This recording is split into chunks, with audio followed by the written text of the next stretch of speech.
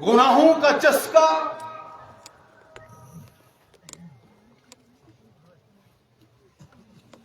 ایک ناسور بن چکا ہے.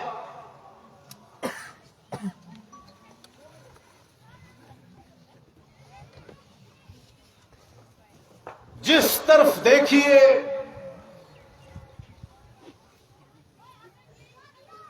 گناہوں کا نہ تھمنے والا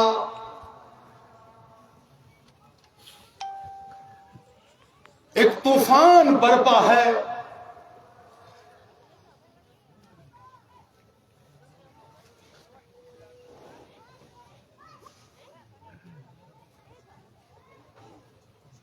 اور انہی بدعمالیوں کی وجہ سے سرکشی و بغاوت کے باعث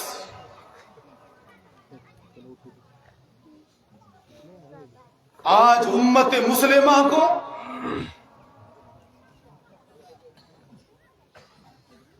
مشکل ترین حالات کا سامنا. ظہر الفساد فی البر والبحر بما کسبت ایدی الناس لیذیقہم بعض الذی عملوا لعلہم یرجعون.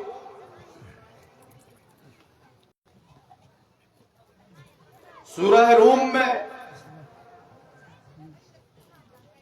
رب کائنات نے فرمایا کہ خشکی اور تری کے اندر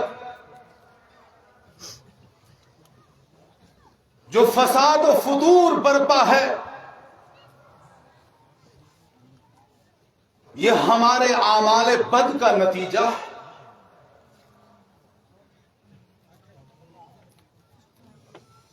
آج مسلمانوں کی اکثریت فسق و فجور، فحاشی و عریانیت، بے حیائی و بے پردگی، بد نظری و بے راہ روی اور منشیات کے اندر مبتلا.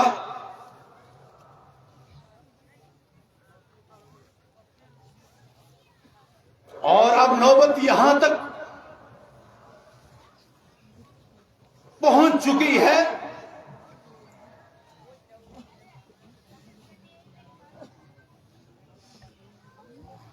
کہ مسلمانوں کے دلوں سے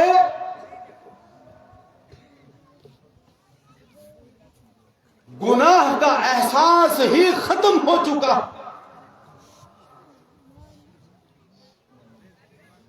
کتنے ایسے کبیرہ گناہ ہیں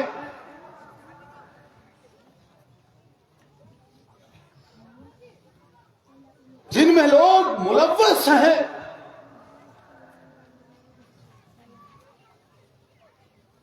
لیکن ان گناہوں کی فہرست سے ہی انہوں نے خارج کر دیا. انہیں گناہ ماننے کے لیے تیار ہی نہیں.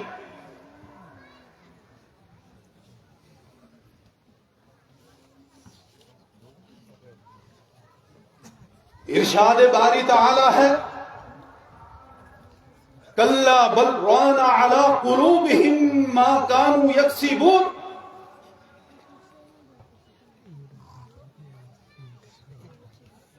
کہ ان کے اعمال بد کی وجہ سے ان کے دل زنگ آلودہ ہو چکے ہیں، ان کے دلوں کے اوپر زنگ چڑھ چکا.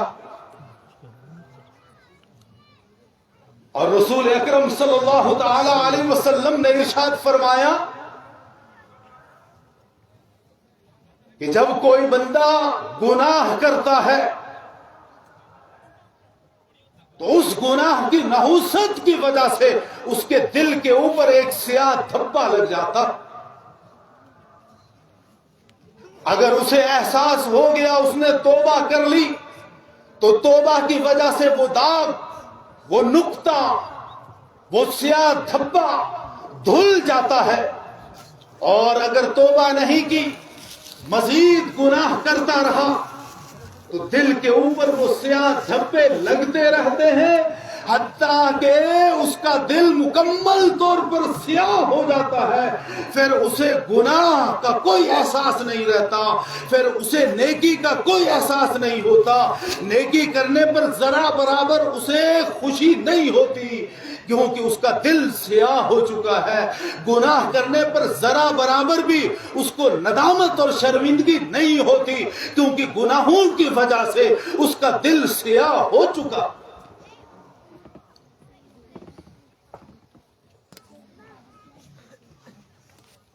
ترمذی شریف کی روایت ہے, حضرت ابو ہریرہ رضی اللہ عنہ راوی ہیں, روایت کرتے ہیں کہ نبی علیہ الصلوۃ والتسلیم کی خدمت اقدس میں ایک صحابی حاضر ہوئے اور عرض کیا کہ یا رسول اللہ صلی اللہ علیہ وسلم, میں عابد بننا چاہتا ہوں.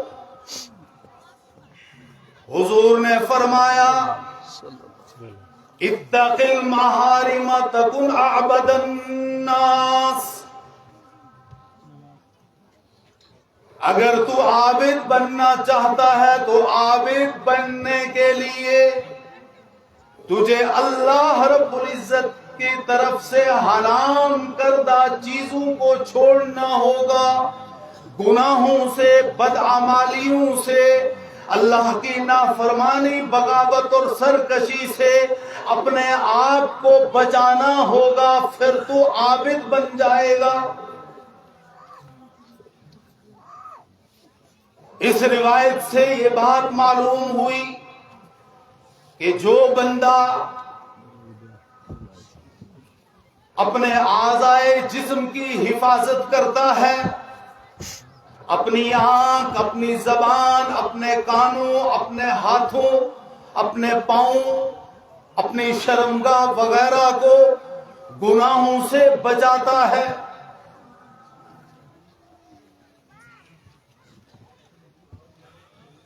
تو وہ بندہ ولایت کی روح کو پا لیتا.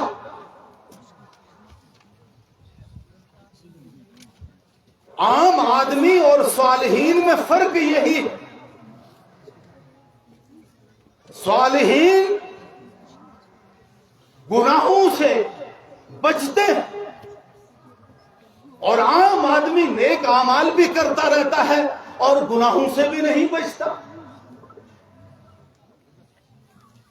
اور گناہوں سے نہ بچنے کی وجہ سے اس کے ان نیک اعمال کی وجہ سے اس کے دل کے اندر جو نورانیت اور روحانیت پیدا ہوئی ہوتی ہے وہ ختم ہو جاتی. جس طرح ایک پانی کی ٹینکی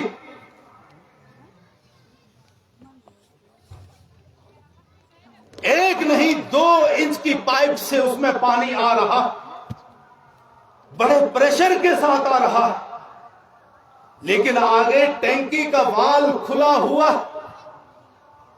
بتاؤ کتنے ہی پریشر سے اس ٹینکی میں پانی کیوں نہ آئے, کبھی وہ ٹینکی بھر پائے گی یا نہیں؟ نہیں بھرے گی کیونکہ اس کا وال کھلا ہوا ہے. اس کے بالمقابل اگر ٹینکی کا وال بند ہو, ٹینکی میں کوئی سوراخ نہ ہو, قطرہ قطرہ پانی بھی آتا رہے تو وہ ٹینکی بھر جائے. بندہ اگر گناہ سے بچے اور پھر اس کے نیک اعمال تھوڑے ہی کیوں نہ ہو, وہ ولایت کے مقام پر فائز ہو جائے. لیکن ہم گناہوں سے نہیں بچتے. مسجد میں آئے, نماز پڑھی, ذکر کیا, استغفار کی تسبیح پڑھی, قرآن کریم کی تلاوت کی, امام صاحب کا واعظ سنا, درس قرآن اور درس حدیث میں شامل ہوا, لیکن جب مسجد سے باہر نکلا تو بد نگاہی کے گناہ کے اندر مبتلا ہو گیا.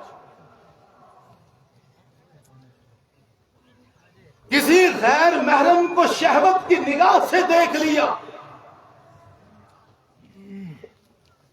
تو جو نور اعمال صالحہ کی وجہ سے اس کے دل کے اندر پیدا ہوا تھا، جو اس کی نورانی اور روحانی کیفیت بنی تھی، وہ نور اس بدنگاہی کی وجہ سے سلب ہو گیا اور اس کی نورانی اور روحانی کیفیت ختم ہو گئی۔ بخاری کی روایت ہے، نبی علیہ الصلوۃ والتسلیم نے فرمایا کہ نظر شیطان کے زہریلے تیروں میں سے ایک تیر ہے، جس نے اللہ کے خوف سے اپنی نظر کی حفاظت کر لی، بد نگاہی اور بد نظری سے بچ گیا، اللہ رب العزت اسے ایسا نور ایمانی عطا فرماتا ہے جس کی لذت وہ اپنے قلب کے اندر محسوس کرتا۔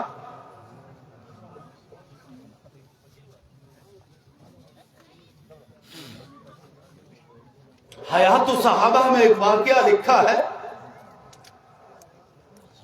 کہ صحابہ کرام رضوان اللہ تعالی علیہم اجمعین کے دور میں جب فتوحات کا سلسلہ بڑھا